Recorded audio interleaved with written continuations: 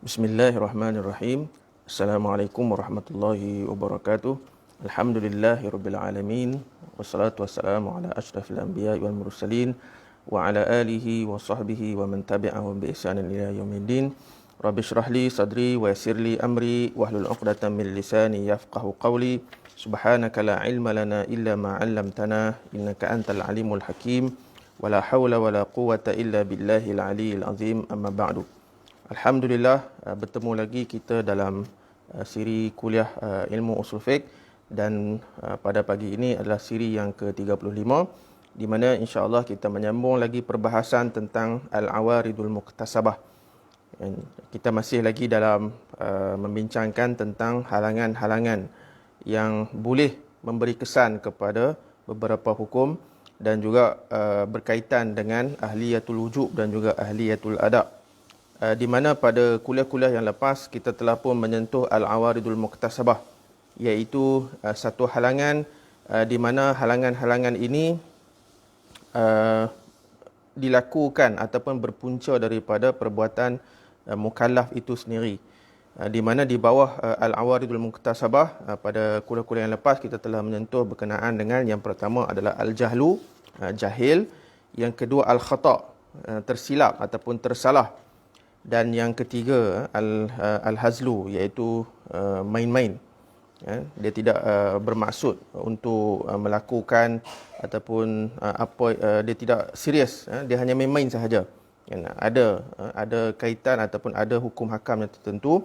Kemudian yang keempat, pada kuliah-kuliah yang lepas kita juga menyentuh berkenaan dengan as-safah, iaitu mereka yang boros ataupun tidak pandai menguruskan harta mereka.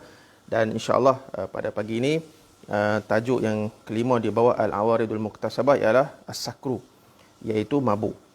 Apa maksud mabuk? Kan, as-sakru huwa zawalul aqli bitanawulil khamri.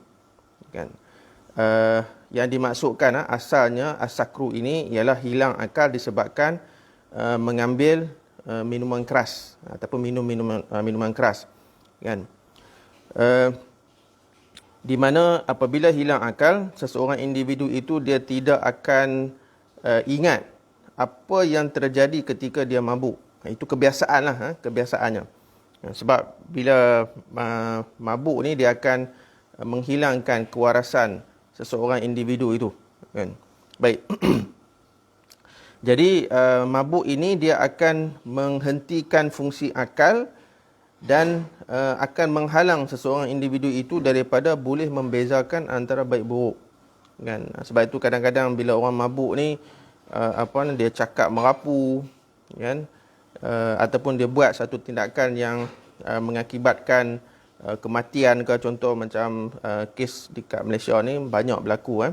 Bila mabuk, kan, bawa kereta langgar orang, kan, menyebabkan kematian. Jadi benda-benda tu dia tak sedar sebab apa, dia dalam keadaan mabuk. Kan?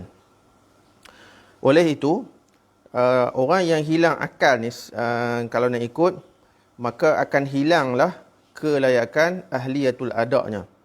Kan? Dan orang mabuk ni, dia tak boleh melaksanakan taklif. Sebab apa? Sebab syarat utama untuk melaksanakan ibadat dalam Islam ini ialah adanya al-aqlu. Kan? Iaitu adanya sifat idrak, boleh memahami ataupun boleh mengetahui apa yang dia nak buat. Jadi orang mabuk ni dia hilang akal, maka dia tidak dikenakan taklif ketika dia mabuk itu. Kan? Okey. Tetapi ada beberapa keadaan di kalangan para fuqaha kita menjelaskan bahawa ada beberapa hukum hakam yang akan diambil kira walaupun seseorang itu mabuk. Nanti kita akan perincikan selepas ini. Okey. Dan pada asasnya para fuqaha membahagikan kepada orang yang hilang akal ataupun mabuk ini disebabkan dua faktor. Yang pertama, faktor yang dibenarkan ataupun faktor yang dimaafkan sebenarnya. Faktor yang dimaafkan, yang tidak akan diambil kira, yang tidak berdosa, kan? Kerana dia hilang akal itu disebabkan apa, nanti kita akan tengok. Jadi itu kategori pertama, hilang akal ataupun mabuk disebabkan perkara yang dimaafkan. Dan yang kedua, sudah tentu hilang akal ataupun mabuk ini disebabkan perkara yang diharamkan dan ikhtiar dia atas dasar dia ada pilihan, tetapi dia tetap melakukan perkara tersebut dalam keadaan dia tahu benda tu arak, dadah dan sebagainya, maka bila dia buat, dia akan dia tu haram lah. Jadi bila kita bercakap pasal mabuk ni ataupun hilang akal secara generalnya, dia bukan sahaja disebabkan arak sahaja, dadah termasuk juga. Kalau arak ni kita faham asalnya dia adalah perahan anggur, itu asalnya lah. Tetapi sekarang ni dengan banyak jenama, banyak nama, kan? Yang penting ialah sekiranya sesuatu minuman, makanan, malah kalau sayur-sayuran yang contoh macam tumbuhan, ketum sekarang ni. Asalnya ketum tu tidak ada masalah pun. Tetapi sekarang ni disebabkan orang ramai menyalahgunakan ketum itu, maka ia telah dimasukkan di bawah akta yang berkaitan dengan racun dan sebagainya, yang boleh dikenakan tindakan kalau seseorang itu menanam ketum, apatah lagi memproses ketum itu untuk buat minuman keras ataupun minuman yang memabukkan. Jadi itu fuqaha bahagikan kepada mabuk disebabkan perkara yang dimaafkan dan mabuk disebabkan perkara yang haram. Okey, yang pertama, mabuk disebabkan perkara yang harus ataupun perkara yang dimaafkan, iaitu dalam keadaan seseorang itu minum minuman keras itu kerana darurat. Okey. Jadi mungkin kata ni contoh selalu ulama kita bagi tahu masuk hutan lah. Kita tersesat berhari-hari, puncak air tak jumpa. Tiba-tiba terjumpalah satu botol arak yang mungkin ditinggalkan oleh orang yang pernah lalu kawasan tu, contohlah kan. Jadi kita dah berhari-hari kan tak minum, tak makan, kan. Kita minum sedikit, tiba-tiba mabuk. Okey. Jadi mabuk ketika itu dimaafkan sebab kita dalam keadaan darurat, kan. Tetapi kalau ada pilihan, maksudnya ada botol arak, tiba-tiba ada satu botol mineral water contohnya, maka ketika itu wajib kita pilih yang mineral water itulah. Okey. Ataupun seseorang itu minum minuman keras disebabkan paksaan. Ada orang paksa dia, kalau hang tak minum aku bunuh hang. Dan orang yang memaksa itu memang boleh melaksanakan paksaan tersebut. Kita kena tangkap dengan musuh contohnya. Dia kata kalau kita tak minum, dia akan bunuh kita. Jadi kita ni iman tak apa nak kuat. Maka kalau kita minum itu, ketika itu dimaafkan dan tidak berdosa. Dan kalau berlaku mabuk akibat paksaan tu pun kita dimaafkan.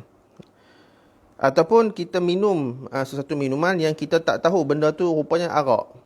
Dan kita ingatkan air biasa ataupun mungkin air jus biasa kan, rupanya arak, pun dimaafkan.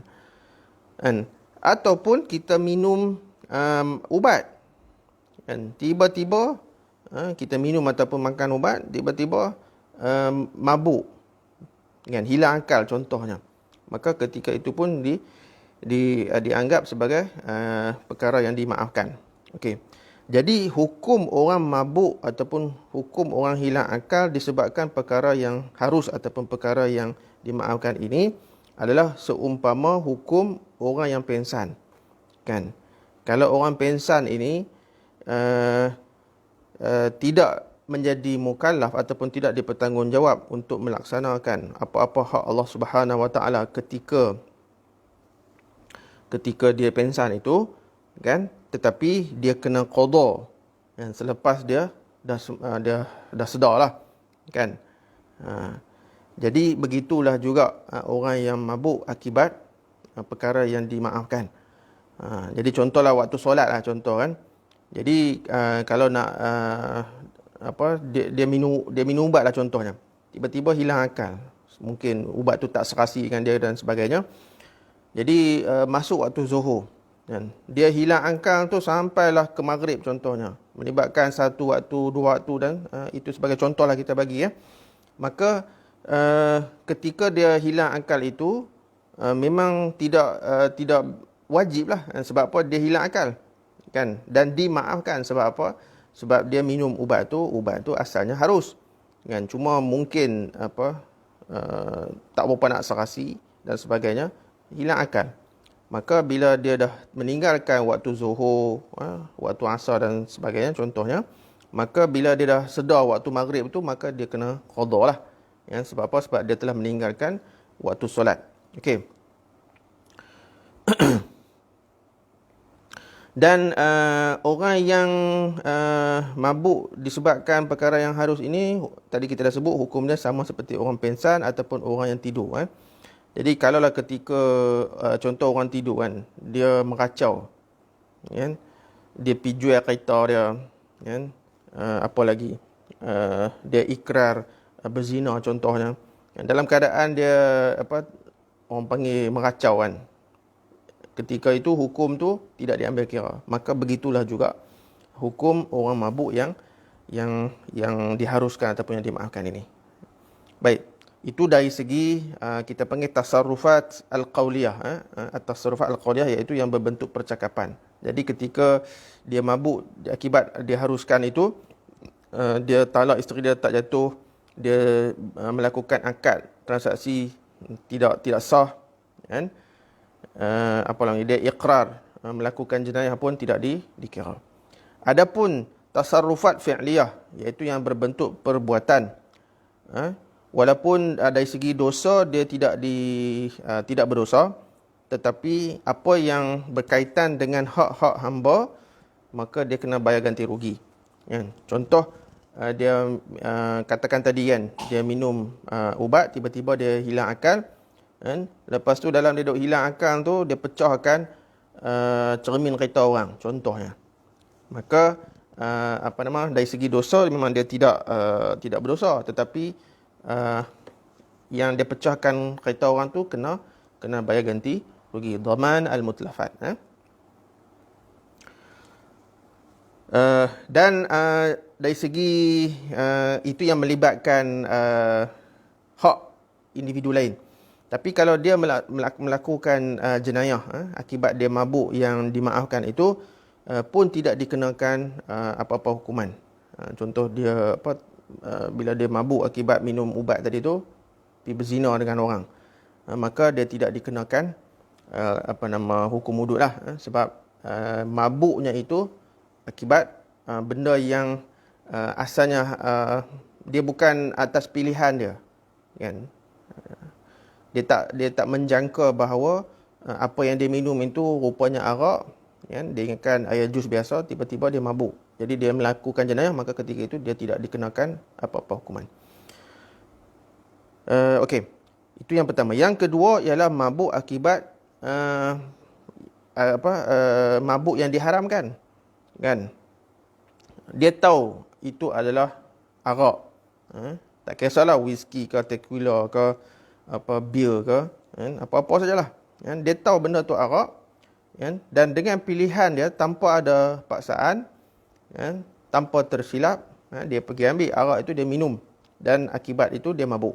Jadi yang kita nak bincang ni hak ni, iaitu mabuk akibat atas pilihan diri sendiri.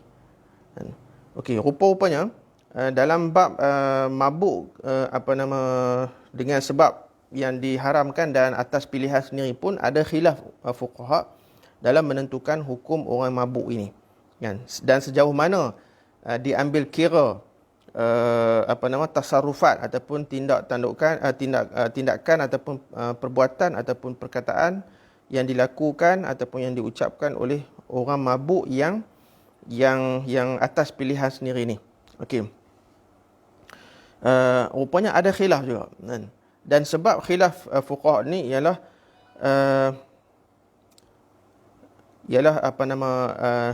dia ambil minuman keras tu ataupun arak tu memang haram dah. Tetapi selepas itu bila dia mabuk, maka apa ucapan dia, apa tindak perbuatannya selepas mabuk itu yang menjadi perdebatan ataupun khilaf di kalangan fuqaha. Semua ittifaq, ya, semua bersetuju bahawa mengambil barang ataupun minuman keras yang diharamkan adalah haram. Itu semua ittifaq. Kan? Cuma bila lepas mabuk itu keluar perkataan macam tadilah, talaknya ataupun dia iqrar zinanya dan sebagainya, adakah dia ambil kira ataupun bagaimana, itu kita panggil ada dia punya pendetilan yang kita akan perincikan. Okey. Adapun yang berkaitan dengan tasarrufat qauliyah, iaitu tindak tanduk berbentuk percakapan. Sebahagian daripada fuqaha menyatakan bahawa ibaratus sakran saqitah, iaitu ucapan yang dilakukan oleh orang mabuk, tak kisah yang mabuk disebabkan harus ataupun haram, dianggap tergugur, maksudnya tidak diambil kira. Kan? Jadi apa sahaja yang keluar daripada mulut orang mabuk, maka tidak boleh diambil tindakan. Kan? Dan tidak ada kesan syar'i apa-apa. Kan? Jadi talaknya tak jatuh, jual belinya tak sah, kemudian apa saja transaksi akad yang dilakukannya pun tak sah. Ini adalah pandangan daripada mazhab Zahiri, Ja'fari, Uthman Al-Bati dan juga Al-Laith, kan? Dan satu riwayat daripada Imam Ahmad bin Hanbal. Okey. Dan juga ada satu pandangan oleh Imam At-Tahawi daripada mazhab Hanafiyah. Yang kedua, ataupun pendapat yang kedua menyatakan bahawa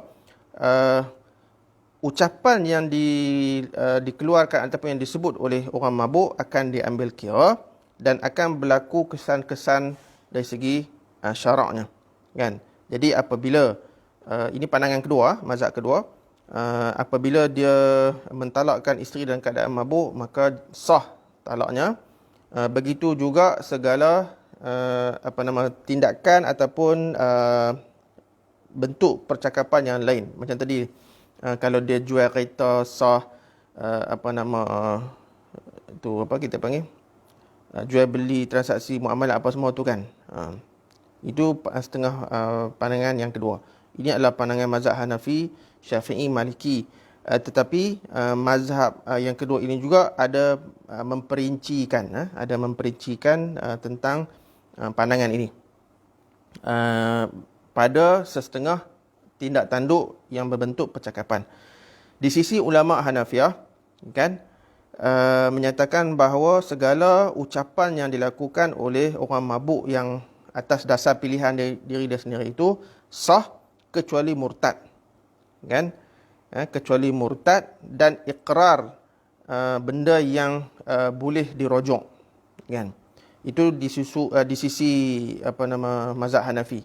Adapun di sisi mazhab Maliki menyatakan bahawa ucapan yang keluar daripada mulut orang mabuk ini sah kecuali iqrar dan juga transaksi muamalat. Kan? Namun mazhab Hanafi dan Maliki bersetuju dan ittifaq bahawa kalau bab talak yang terkeluar daripada mulut seorang yang mabuk sah ataupun jatuh. Kan? Baik. Itu dari segi ucapan yang keluar daripada mulut orang mabuk. Adapun yang berkaitan dengan perbuatan orang mabuk yang sengaja ini, yang ikhtiar, biikhtiarihi itu. Okey. Tidak ada khilaf perbuatan yang berkaitan dengan hak hamba, maka ia akan diambil kira dari segi kena bayar ganti rugi. Dhamanul mutlafat yang tadilah. Dia minum, mabuk, lepas tu aksiden, langgar kereta orang, maka dia kena bayar ganti rugi. Kan? Ataupun dia mengakibatkan kematian ataupun merosakkan harta orang, maka dhamina ma atlafa, maka dia wajib membayar ganti rugi. Okay. Tetapi dari segi boleh tak kalau dikenakan hukuman yang berbentuk badani, iaitu apabila dia contoh dia bunuh orang, kan, dan sebagainya, maka jumhur fuqaha menyatakan ia boleh. Sebab apa? Sebab dia bunuh orang itu walaupun dia dalam keadaan dia tidak sedar diri, tidak ada akal, tetapi puncanya ialah dia mengambil dengan sebab pilihan dia sendiri. Dia bukan dipaksa, kan? Jadi mengikut jumhur, ia boleh diambil tindakan kalau dia bunuh orang, kan. Dan kalau dia berzina, boleh diambil tindakan sebatan 100 rotan bagi orang yang ghairul muhsan dan rejam sampai mati kalau yang dah muhsan. Okey. Tapi ada juga pandangan daripada mazhab Zahiri dan juga Uthman Al-Batti ini menyatakan orang yang mabuk tidak perlu dikenakan hukuman yang berbentuk badani ini, kan, dan tidak dikenakan hukuman hudud kecuali hukum hudud minum arak tu sahaja. Jadi kalau dia minum arak lepas tu dia pergi berzina, kan, kalau mengikut mazhab Zahiri dia hanya dikenakan hukuman hudud sebatan 40 sebatan sahaja, dan tidak dikenakan hukuman hudud zina. Okey. Mazhab ini, yakni mazhab Zahiri ini, mereka berdalilkan firman Allah Taala, ya ayyuhallazina amanu la taqrabus salah wa antum sukara hatta ta'lamu ma taqulun. Wahai orang-orang yang beriman, jangan kamu hampiri solat sekiranya kamu mabuk sehingga kamu faham apa yang kamu katakan, rukun qauli itu. Jadi pada pandangan mazhab Zahiri ini, orang mabuk la yadri ma yaqul, dia tidak tahu apa yang dia sebut. Sebab dia memang hilang akal. Okey. Jadi siapa yang tidak memahami apa yang dia cakap, maka dia tidaklah dikenakan apa-apa hukuman. Sama ada talaknya tidak diambil kira, ataupun transaksi muamalatnya pun tidak diambil kira. Kerana apa? Kerana ketika dia mabuk, dia ghairu mukhatab. Dia bukan orang yang taklif. Okey. Dan dari segi dalil akli yang digunakan oleh mazhab Zahiri menyatakan bahawa sifat al-fahmu ataupun al-idrak, memahami dan mengetahui apa yang kita lakukan itu adalah manatut taklif. Dia dikaitkan dengan taklif. Maksudnya pentaklifan ni, kalau kita nak laksanakan ibadat, yang paling penting seperti mana yang kita sebutkan tadi, sifat memahami, al-fahmu dan juga al-idrak, at-tamyiz, iaitu al-aqlu. Jadi bila akal tak ada, maka taklif tidak berlaku, kan? Taklif hanya untuk orang berakal. Jadi walaupun orang mabuk tu asalnya berakal, tetapi bila dia dah mula ambil kita panggil barang yang diharamkan itu, maka dia hilang akal. Maka bila hilang akal, dia tidak dikenakan apa-apa hukuman yang timbul selepas itu. Tetapi perbuatan dia ambil minuman keras tu memang semua ittifaq, memang haram dan boleh dikenakan hukuman hudud sebatan, 40 sebatan tu. Dan cuma yang selepas itu, bila dia mabuk, dia langgar kereta orang, dia berzina, dia bunuh orang, dia melakukan transaksi muamalat dan sebagainya, itu semua tidak diambil kira. Itu mengikut mazhab Zahiri, ya. Dan tidak ada beza antara orang yang mabuk disebabkan perkara yang dimaafkan ataupun perkara yang diharamkan. Sama saja, sebab dua-dua tu tidak ada akal. Okey. Adapun mazhab jumhur yang ni dia ada pecahan ataupun ada penelitian. Dari segi mazhab yang menyatakan bahawa jatuh talak orang mabuk ini dan juga sah apa sahaja tasarrufat qauliyahnya, kan, dan boleh diambil hukuman badaniah di atas semua jenayah yang dilakukan oleh orang mabuk. Kerana apa? Kerana orang mabuk ini dia menyebabkan hilang akal tu disebabkan pilihan dia sendiri. Okey. Jadi disebabkan itu dia telah melakukan maksiat. Jadi apabila dia telah melakukan maksiat, maka ia tidak berhak untuk menerima keringanan hukum. Sebab kita dah tahu dah kesan daripada arak itu cukup besar. Bila orang hilang akal ni, dia boleh ataupun mampu melakukan apa-apa yang di luar batasan akal, sebab dia memang hilang akal. Okey. Itu pandangan yang menyatakan orang yang mabuk boleh dikenakan hukuman sebab dia telah melakukan maksiat dengan mengambil arak. Jadi bila dia mengambil melakukan ataupun minum arak tu, dia telah melakukan maksiat, dan maksiat itu tidak melayakkan dia tu mendapat keringanan hukum. Okey.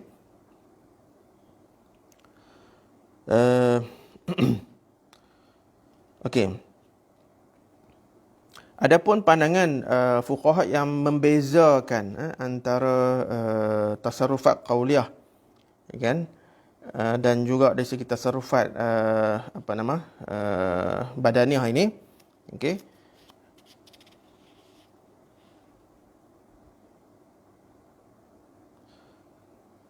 Okey, dia punya poin begini. Fuqaha yang membezakan antara qauli dengan fi'li ini, yang qauli tidak diambil tidak dikenakan hukuman, ataupun tidak berlaku kesan apa-apa, maksudnya tak sah lah, ataupun tidak berlaku lah. Dan apabila dia melakukan jenayah, dikenakan tindakan. Ada juga pandangan fuqaha yang berkata begitu, kan. Kerana apa? Kerana kita mengenepikan ucapan dia tu tidak mengandungi apa-apa masalah, kan. Contoh macam dia menceraikan isteri dia, tak sah mengikut mazhab ni lah, kan. Dia jual beli, tak sah, kan. Jadi kalau kita tak ambil kira yang tu pun, dia tidak tidak memberi kesan apa-apa. Ini pada pandangan mazhab ni lah, kan. Kerana al-qaulul mujarrad min ghairil aqil la mafsadata fihi. Kerana semata-mata mengucapkan kalam yang dia ceraikan isteri, dia jual beli apa semua tu daripada orang yang tidak berakal, kan, dia tidak ada mafsadah, kan? Maksudnya tidak berlaku apa-apa, kan, berbanding perbuatan, kan, berbanding perbuatan. Kerana bila perbuatan ini dia melibatkan orang lain, kan, dia melibatkan fizikal ataupun jasad orang lain, maka benda ni dia berbeza kalau sekadar ucapan. Kalau ucapan memang tak ada kesan apa-apa sebab dia hanya ucapan sahaja. Ini pada pandangan mazhab ini.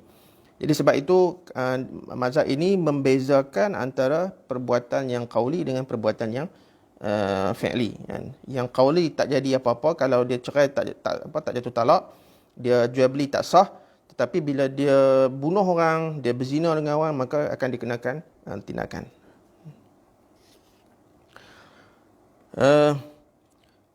Yang seterusnya, mazhab Hanafi menyatakan orang mabuk ini tidak murtad bila dia mengucapkan ucapan murtad, tak sah ataupun tidak jatuh murtad.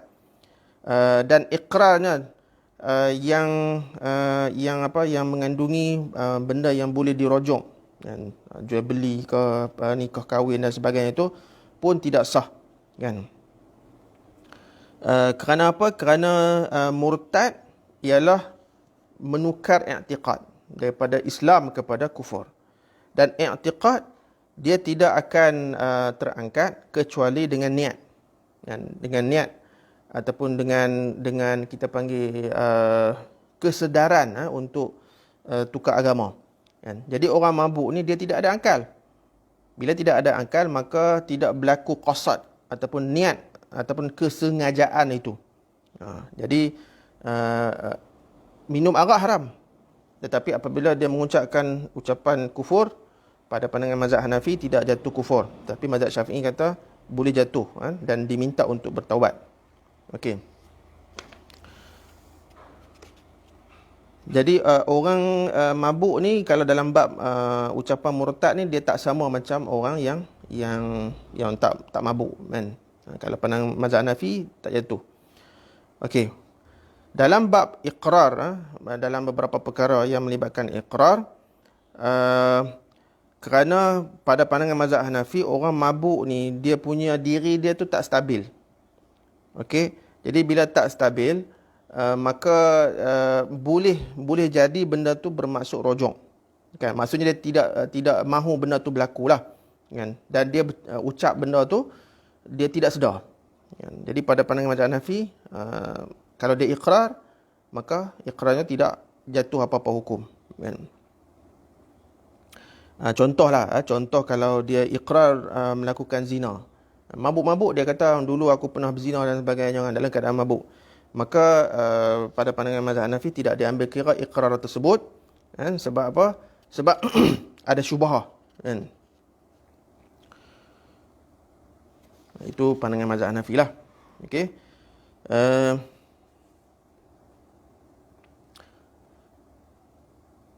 Okey, mazhab Maliki pula, kan, dalam menyatakan bahawa sama juga tidak diambil kira ucapan transaksi muamalat yang dilakukan oleh orang mabuk, dan juga segala ikrar oleh orang mabuk pun tidak diambil kira, kerana syarat untuk sah dalam apa-apa akad ialah sifat tamyiz, iaitu boleh membezakan ataupun ada kesedaran, idrak dan juga al-fahmu.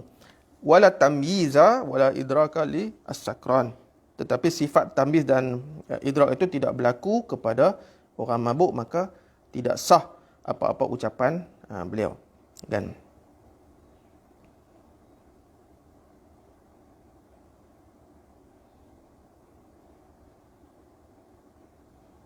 okey, so dalam perbincangan ni yang kita dapat melihat bahawa mazhab Syafi'i agak strict, kan, dalam bab tindakan ataupun ucapan dan juga perbuatan yang dilakukan ataupun yang disebut oleh orang mabuk. Manakala dalam mazhab Hanafi, Maliki dan sebagainya itu ada sedikit pendetilan. Okey, jadi kalau ikut dalam kitab Al-Wajiz ini, Dr. Abdul Karim Zaidan mentarjihkan pandangan mazhab Hanafi, Maliki dan mazhab yang menyatakan tidak berlaku ataupun tidak diambil kira dan tidak ada apa-apa sekiranya seseorang mabuk itu mengucapkan sesuatu, contoh macam dia talafuz bi kalimatil kufri, ataupun dia menceraikan isteri dia, ataupun dia jual beli dan sebagainya, itu tidak ada apa-apa, tidak berlaku, kan, kerana dia mabuk. Tetapi dosa dia mengambil minum keras tu tetap ada dan boleh dikenakan hukuman hudud. Itu pandangan yang ditarjihkan oleh oleh Dr. Abdul Karim Zaidan dalam kitab Al-Wajiz fi Usul Fiqh ini. Jadi setakat itu sahaja perbahasan kita berkenaan dengan as-sakru, yang pada asas dan pada umumnya ada perbezaan di kalangan para fuqaha kita dalam menjelaskan tentang hukum hakam yang berkaitan dengan orang mabuk. Seperti mana tadi kita sebut, kalau dalam mazhab Syafi'i kita memang agak strict, iaitu sekiranya orang mabuk itu melakukan ucapan tertentu akan diambil kira, dan juga sekiranya dia melakukan jenayah juga diambil kira. Kerana apa? Kerana dia hilang akal itu disebabkan ikhtiar dia sendiri, kan? Jadi apa yang baik itu datang daripada Allah Subhanahu Wa Taala, apa yang kurang itu datang daripada diri saya. Aqulu qouli hadza wa astaghfirullahal azim li wa lakum. Insya-Allah kita berjumpa lagi dalam kuliah yang akan datang. Assalamualaikum warahmatullahi wabarakatuh.